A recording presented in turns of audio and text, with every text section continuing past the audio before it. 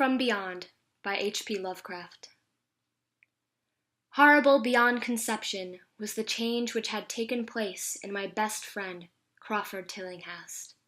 I had not seen him since that day, 2 months and a half before, when he had told me toward what goal his physical and metaphysical researches were leading, when he had answered my awed and almost frightened remonstrances by driving me from his laboratory and his house in a burst of fanatical rage. I had known that he now remained mostly shut in the attic laboratory with that accursed electrical machine, eating little and excluding even the servants.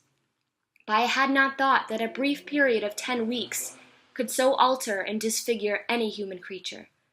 It is not pleasant to see a stout man suddenly grow thin, and it is even worse when the baggy skin becomes yellowed or grayed, the eyes sunken, circled, and uncannily glowing, the forehead veined and corrugated, the hands tremulous and twitching. And if added to this there's a repellent unkemptness, a wild disorder of dress, a bushiness of dark hair with white at the roots, and an unchecked growth of pure white beard on a face once clean-shaven, the cumulative effect is quite shocking. But such was the aspect of Crawford Tillinghast on that night. His half-coherent message brought me to his door after weeks of exile. Such the spectre that trembled as it admitted to me, candle in hand, and glanced furtively over his shoulder as if fearful of unseen things in the ancient, lonely house, set back from Benevolent Street. That Crawford Tillinghast should ever have studied science and philosophy was a mistake. These things should be left to the frigid and impersonal investigator, for they offer 2 equally tragic alternatives to the man of feeling and of action: despair if he fail his quest, and terrors unutterable, unimaginable if he succeeds. Tillinghast had once been the prey of failure, solitary and melancholy, but now I knew, with nauseating fear, that Tillinghast was now the prey of success. I had indeed warned him 10 weeks before, when he burst forth with his tale of what he felt himself about to discover. He had been flushed and excited then, talking in a high, unnatural, though always pedantic voice. "What we know," he said, "of the world and the universe about us. Our means of receiving impressions are absurdly few, and our notions of surrounding objects infinitely narrow. We see things only as we are constructed to see them, and can gain no idea of their absolute nature. With 5 feeble senses, we pretend to comprehend the boundlessly complex cosmos, yet other beings with a wide, stronger, or different range of senses might not only see very differently the things we see, but might see and study whole worlds of matter, energy, and life, which lie close at hand, yet can never be detected with the senses we have. I have always believed that such strange, inaccessible worlds exist at our very elbows, and now I believe I have found a way to break down the barriers. I am not joking. Within 24 hours, that machine near the table will generate waves acting on unrecognized sense organs that exist in us as atrophied or rudimentary vestiges. Those waves will open us up to many vistas unknown to man, and several unknown to anything we consider organic life. We shall see that at which dogs howl in the dark, at that which cats prick up their ears after midnight. We shall see these things and other things with no breathing creature has yet seen. We shall overleap time, space, dimensions, without bodily motion, peer to the bottom of creation. When Tillinghast said these things, I remonstrated, for I knew him well enough to be frightened rather than amused, but he was fanatic and drove me from the house. Now he was no less a fanatic, but his desire to speak had conquered his resentment, and he had written me imperatively in a hand I could scarcely recognize.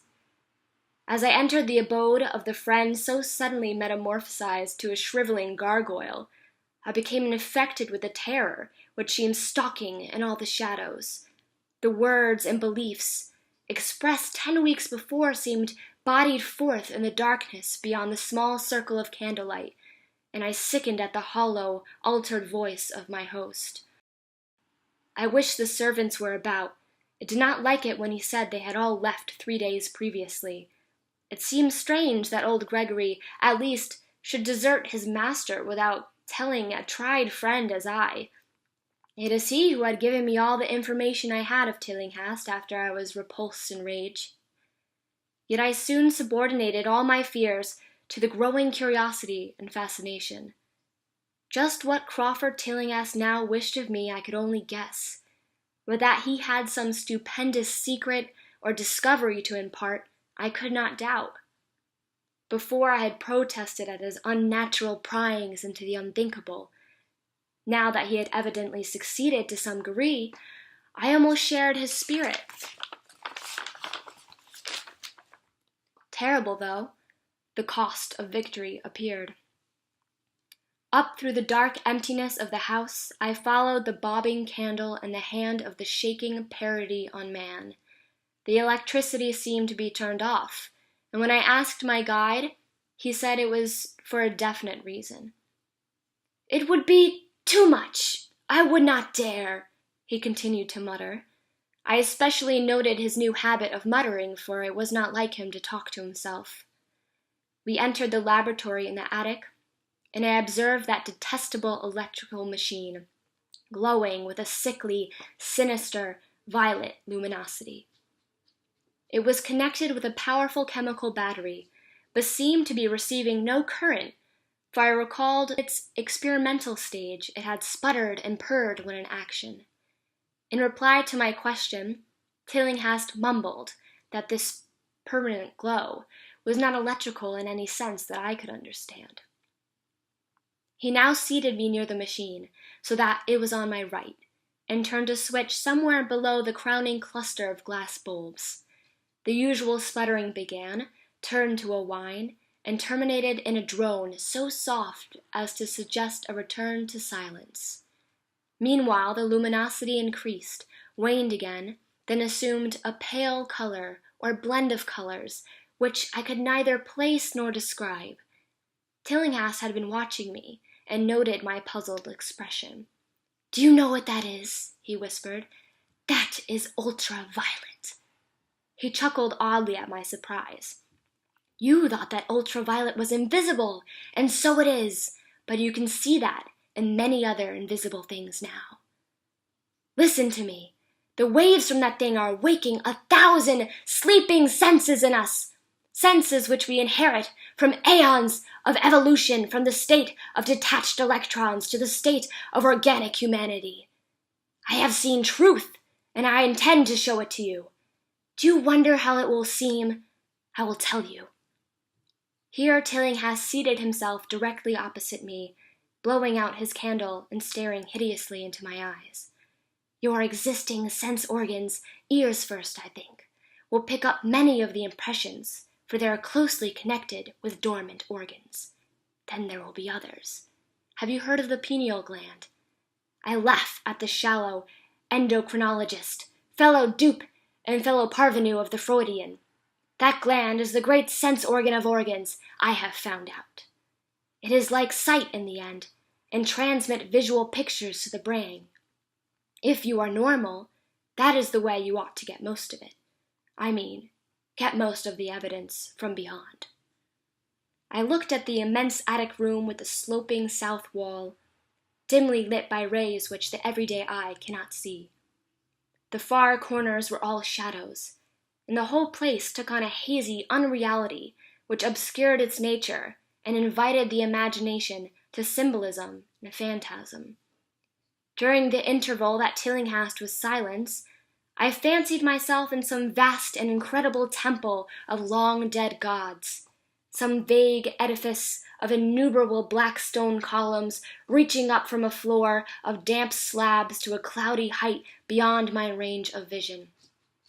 The picture was very vivid for a while, but gradually gave way to a more horrible conception, that of utter, absolute solitude in infinite, sightless, soundless space. There seemed to be a void, and nothing more. I felt a childish fear, which prompted me to draw from my hip pocket the revolver I had always carried after dark since the night I was held up in East Providence. Then, from the farthermost regions of remoteness, the sound softly glided into existence. It was infinitely faint, subtly vibrant, unmistakably musical, beheld a quality of surpassing wildness which made its impact feel like a delicate torture of my whole body. I felt sensations like those one feels when accidentally scratching ground glass. Simultaneously, there developed something like a cold draught which apparently swept past me from the direction of distant sound. As I waited breathlessly, I perceived that both sound and wind were increasing, the effect being to give me an odd notion of myself, as I tied to a pair of rails in the path of gigantic approaching locomotive. I began to speak to Tillinghast, and as I did, so all the unusual impressions abruptly vanished. I saw only the man, the glowing machine, and the dim apartment. Tillinghast was grinning repulsively at the revolver which I had almost unconsciously drawn, but from his expression I was sure he had seen and heard as much as I, if not a great deal more. I whispered what I had experienced, and he bade me to remain as quiet and as receptive as possible. "Don't move," he cautioned, "for in these rays we are able to be seen as well as to see. I told you the servants left, but I didn't tell you how. It was that thick-witted housekeeper. She turned on the light downstairs after I warned her not to. The wires picked up sympathetic vibrations. It must have been frightful. I could hear the screams up here in spite of all I was seeing and hearing from another direction. And later it was rather awful to find those empty heaps of clothes around the house. Mrs. Updike's clothes were close to the front hall switch, and that's how I know she did it. It got them all, but so long as we don't move, we're fairly safe. Remember, we're dealing with a hideous world in which we are practically helpless. Keep still." The combined shock of the revelation and of the abrupt command gave me a kind of paralysis, and in my terror, my mind again opened to the impressions coming from what Tillinghast called beyond. I was now in a vortex of sound and motion with confused pictures before my eyes. I saw the blurred outlines of the room, but from some point in space there seemed to be pouring a seething column of unrecognizable shapes or clouds, penetrating the solid roof at a point ahead and to the right of me. Then I glimpsed the temple-like effect again, but this time the pillars reached up right into me, into an aerial ocean of light, which sent down one blinding beam along the path of cloudy column I had seen before. After that scene was almost wholly kaleidoscopic, in the jumble of sights and sounds, unidentified sense impressions, I felt that I was about to dissolve, or in some way lose solid form. One definite flash I shall always remember.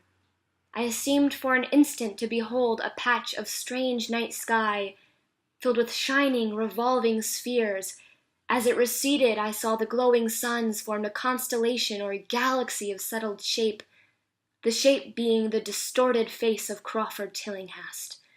At another time, I felt the huge animate things brushing past me, occasionally walking or drifting through my supposedly solid body, and thought I saw Tillinghast look at them as though his better trained senses could catch them visually.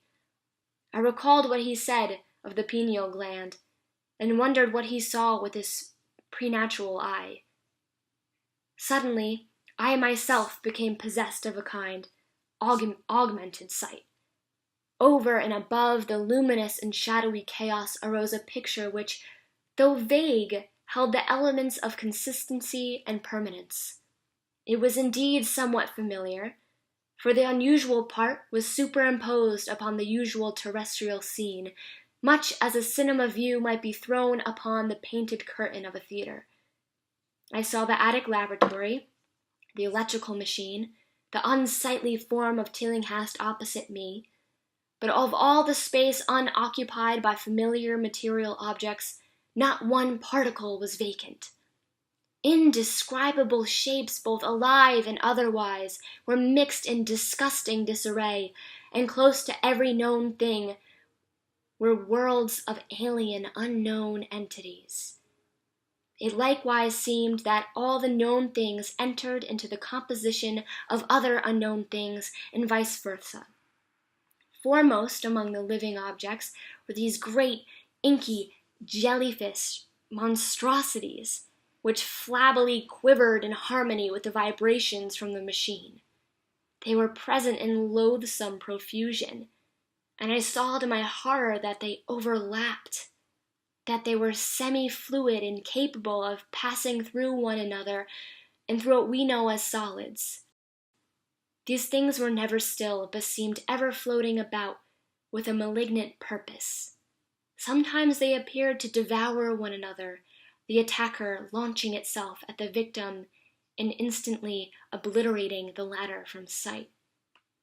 Shuddering, I felt that I knew what had obliterated the unfortunate servants, and could not exclude the things from my mind as I strove to observe other properties of the newly visible that lies unseen around us.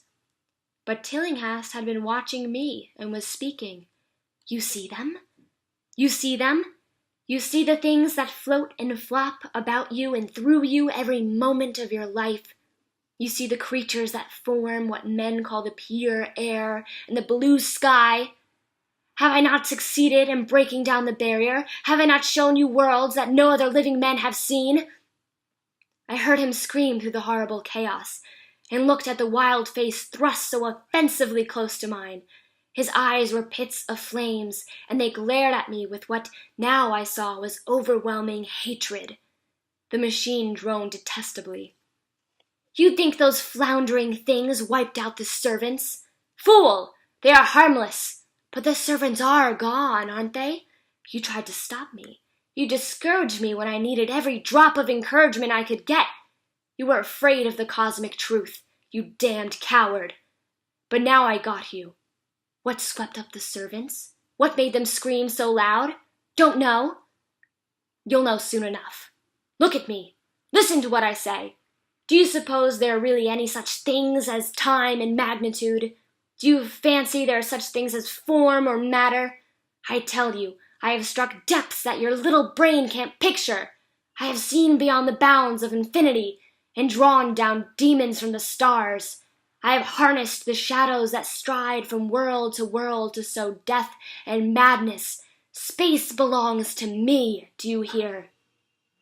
Things are hunting me now, the things that devour and dissolve, but I know how to elude them. It is you they will get, as they got the servants. Stirring, dear sir, I told you it was dangerous to move. I have saved you so far by telling you to keep still, saved you to see more sights and to listen to me. If you had moved, they would have been at you long ago. Don't worry, they won't hurt you. They didn't hurt the servants. It was seeing that made the poor devils scream so. My pets are not pretty, but they come out of places where aesthetic standards are very different. Disintegration is quite painless, I assure you, but I want you to see them. I almost saw them, but I knew how to stop. You are not curious? I always knew you were no scientist. Trembling now, trembling with anxiety to see the ultimate things I have discovered. Why don't you move then? Tired? Well, don't worry, my friend, for they are coming. Look! Look, curse you, look! It's just over your left shoulder. What remains to be told is very brief, and may be familiar to you from the newspaper accounts. The police heard a shot in the old Tillinghast house and found us there, Tillinghast dead, and me unconscious. They arrested me because the revolver was in my hand, but released me in 3 hours after they found it was apoplexy which had finished Tillinghast, and saw that my shot had been directed at that obnoxious machine, which now lay hopelessly shattered on the laboratory floor. I did not tell very much of what I had seen, for I feared the coroner would be skeptical. But from the evasive outline I did give, the doctor told me that I had undoubtedly been hypnotized by the vindictive and homicidal men. I wish I could believe that doctor. It would help calm my shaky nerves if I could dismiss what I have to think about that's in the air and the sky all around me. I never feel alone or comfortable, and a hideous sense of pursuit sometimes comes chillingly on me when I am weary. What prevents me from believing the doctor is this one simple fact, that the police never found the bodies of those servants whom they say Crawford Tillinghast murdered.